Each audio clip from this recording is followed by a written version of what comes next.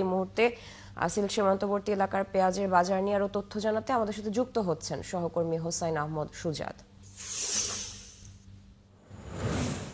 সুজাত, সিলেটের সীমান্ত দিয়ে অবৈধ পথে পেঁয়াজ চোরাচালান হওয়ার নতুন কোনো তথ্য আর আপনার কাছে আছে কিনা, এবং চোরাচালান রুখতে এখন পর্যন্ত কি ব্যবস্থা নিয়েছে প্রশাসন?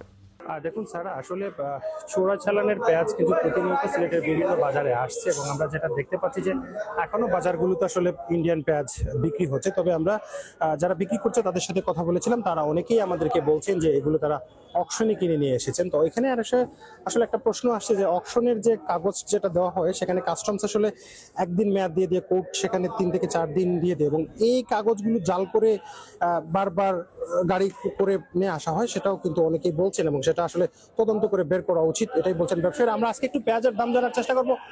আজকে এই পেঁয়াজগুলো কই থেকে এসেছে এবং এগুলোর দাম কত? এটা দাম ভাই 100 টাকা কেজি। কোথা থেকে আসছে এটা? এটা আমরা বাজার থেকে কিনে আনছি। এটা কি ইন্ডিয়ান পেঁয়াজ? ইন্ডিয়ান পেঁয়াজ। ইন্ডিয়ান পেঁয়াজ এখানে কই থেকে আসছে? এটা সঠিক কথা, আমরা কিনে আনি, মানে খরিদ্দারের সাথে কিনে আনি দোকানদার। আসলে যেটা দেখছেন যে আসলে ওরা বলছে যে ভারতীয় যে পেঁয়াজটা আসে তারা বিভিন্ন জনের কাছ থেকে কিনে নিয়ে আসে। তো আসলে এই পেঁয়াজগুলোর উৎসটা কোথায় এবং কই থেকে সেগুলো আসছে, কিভাবে আসছে, সেটা আসলে যাচাই বাছাই করা প্রয়োজন। আমরা এখানকার বেশ কয়েকজন ব্যবসায়ীর সাথে কথা বলেছিলাম যারা এই ইন্ডিয়ান পেঁয়াজগুলো বিক্রি করছেন। তারা বলছেন যে আদালত থেকে কিনে নিয়ে এসেছেন, কাস্টমস থেকে কিনে নিয়েছেন।